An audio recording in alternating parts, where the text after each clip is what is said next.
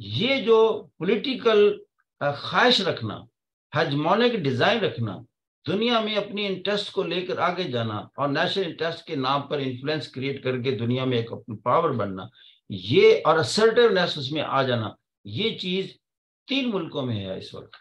एक है अमेरिका में, दूसरे नंबर पर चाइना और इंडिया में, और तीसरे पर थोड़ा सी रशिया में है। रशिया में रेमिनेंट्स हैं, रशिया में न्यूली इमर्ज नहीं है। रशिया तो एक दुनिया की पावर थी ना, कोल्ड वार में तो आप ये समझें कि अमेरिका के बिल्कुल पैरेलल थी। लेकिन अब वो इतनी कमजोर हो गई है कि उसके रेमिनेंट्स, उसके बाकियात मौजूद हैं। उसकी बाकियात का आप पूछें क्या सबूत है, वो सबसे बड़ा सबूत हमने देखा सीरिया में। अब सीरिया में बशार अल असद के साथ उसके तल्लुकात अच्छे थे, और उसी वजह से आप देख रहे हैं कि सीरिया में जो मेडिटेरेनियन सी के ऊपर है, वहां रशिया का नेवल बेस था।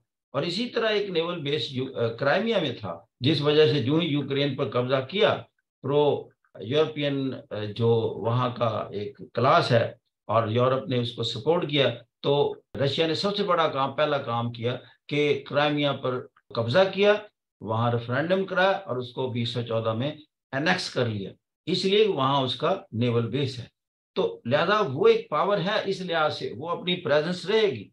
तो मल्टीपोलैरिटी में अगर आप समझें कि चौथा बड़ा रोल अगर होगा दुनिया में, तो अमेरिका, चाइना, इंडिया, तो उसके बाद ये रशिया होगा।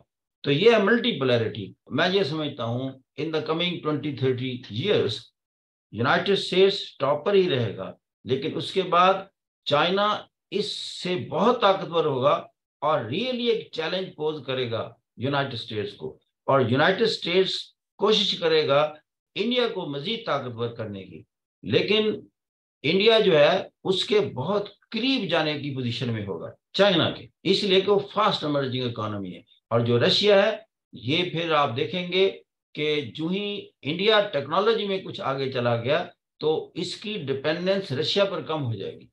और क्योंकि इस वक्त वो अपनी टेक्नोलॉजी में और वेपन खरीदने में सारा डिपेंडेंट है टेक्नोलॉजी में। That will be a big I mean setup at the international level. लेकिन अमेरिका का, अगर अमेरिका से बाहर किसी के साथ जबरदस्त स्ट्रेटेजिक पार्टनरशिप होगी, तो वो उसके इम्कानात इंडिया के साथ हैं कि इंडिया ऑलरेडी भी कोऑर्डिनेटेड डायलॉग का हिस्सा है। अब ये क्वाड जो है, इसमें आप जानते हैं कि अमेरिका है, इसमें इंडिया है, ऑस्ट्रेलिया है और जापान है। और ये चाइना कंटेनमेंट का एक बड़ा सब्जेक्ट है।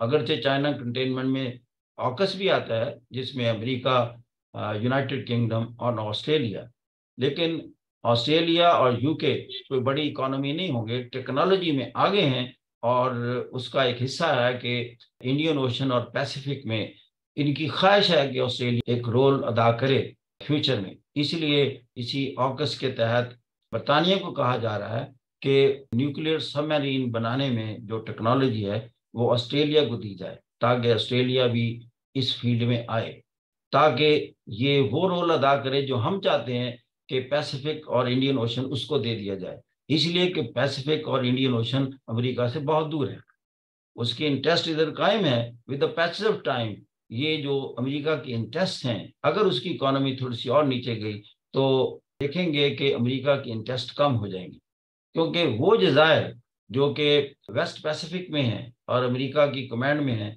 उनमें इसकी इंटरेस्ट कदरे कम हो गई है।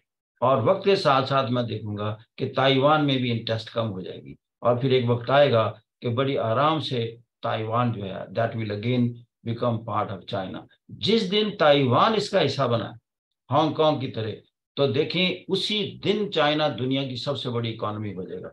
वो तो एक ग्रेट जंप होगा, इसलिए कि Taiwan is one of the greatest economy of the world.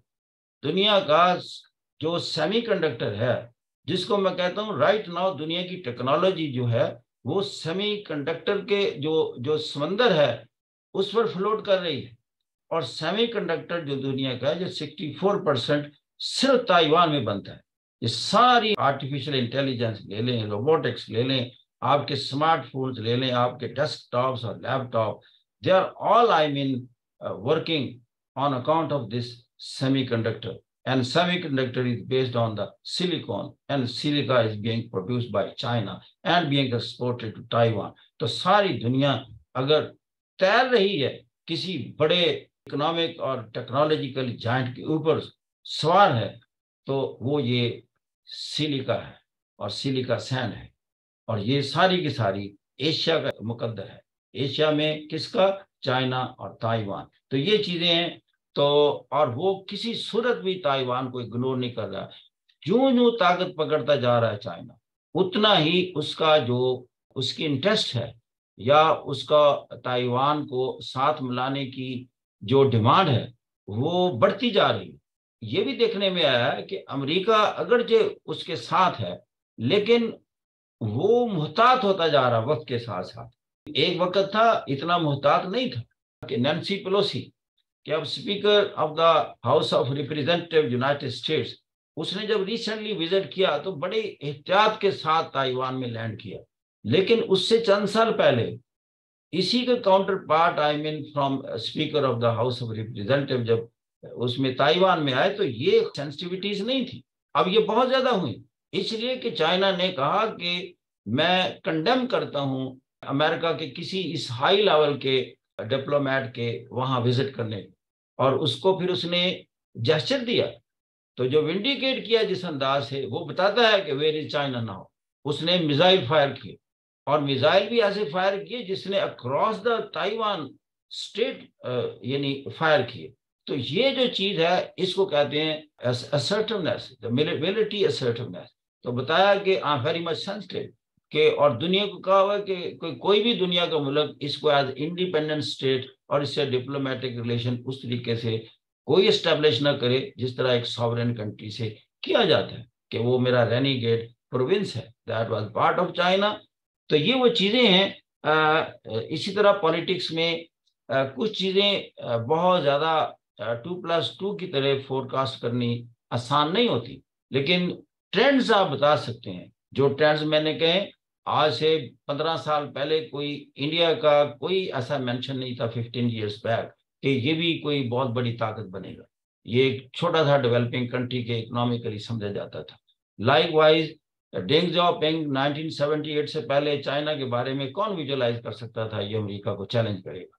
इसकी कोई पोजीशन नहीं थी, कोई इकोनॉमिक पावर नहीं था। ये तो डेंग की पॉलिसी थी, मार्केट इकोनॉमी उसने इंट्रोड्यूस की और दुनिया की इन्वेस्टमेंट आई, और 1990 में जाकर ये चैलेंज बनना शुरू हुआ। 1990 से पहले किताबों में कहीं चाइना चैलेंज नहीं शो हो रहा था, लेकिन उसके बाद इसकी इकोनॉमी, और 2010 के बाद अब हर बंदा कहना शुरू हो गया, क्योंकि 2010 वो डिवाइडिंग लाइन है जब इसने जापान को क्रॉस किया, और Japan which was the second largest economy that become the third one, और उसकी जगह ले लेता है चाइना। अब उसके बाद ये सब्जेक्ट बन गया है कि where the China is going. That's why ये आपके ज़हन में क्वेश्चन पैदा हुआ कि इस मल्टीपोलैरिटी या बाईपोलैरिटी की तरफ जो हम गामजन है, क्योंकि दुनिया यूनिपोलर हो चुकी थी। 1990 के बाद जब सोवियत यूनियन डिसमेंबरमेंट हुई तो दुनिया यूनिपोलर थी। इस वक्त अमेरिका था, और इसलिए आप देख रहे हैं सारे फैसले यूएनओ नहीं करती थी, ना सिक्योरिटी काउंसिल करती थी, फैसले सिर्फ यूनाइटेड स्टेट्स करता था। उसकी 2-3 बड़ी मिसालें हैं कि अफगानिस्तान नंबर 1, उसमें एंट्री की यूनाइटेड स्टेट्स का डिसीजन था। इराक में एंट्री की, सद्दाम को टॉपल किया, यूएसए का डिसीजन था। फिर लीबिया में कजाफी को टॉपल किया, यूएसए का फैसला था। तो पॉइंट ये था कि ये क्या है, ये पॉलिटिकल रियलिज्म में इसको हम कहते हैं। पॉलिटिकल रियलिज्म क्या बताता है?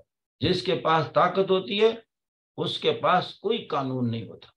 ताकत इटसेल्फ ही सबसे बड़ा कानून है, लेकिन इसका जवाब ताकत होता है। अब आप देखें, एक वक्त आएगा कि चाइना जब इमर्ज करेगा तो फिर आप देखेंगे कि फिर दुनिया उस वक्त सही मानों में बाईपोलैरिटी की तरफ, ऑलमोस्ट बाईपोलैरिटी की तरफ जाने वाली है। और फिर मैंने जैसे कहा कि not only this will convene to the bipolarity but there will be multipolarity as well. उसमें जो थर्ड बड़ी पावर नजर आ रही है वो इंडिया होगा, और जैसे मैंने कहा चौथा Russia, that will remain as such, नीचे नहीं जाएगा, क्योंकि उसकी इकोनॉमी की जो बेस है वो इंटैक्ट रहेगी। वो क्या है? तेल और गैस। और दूसरी, उसके पास मिनरल्स भी हैं, वो वेपन इंडस्ट्री भी उसमें बहुत बड़ी सलाहियत रखता है और वेपन उसके उसी तरह फरोख्त होंगे, तो लिहाजा वो भी एक बड़ी पावर है। तो ये दुनिया के 4 बड़े प्लेयर जो है मल्टीपोलैरिटी में मैं फ्यूचर में देख रहा हूँ।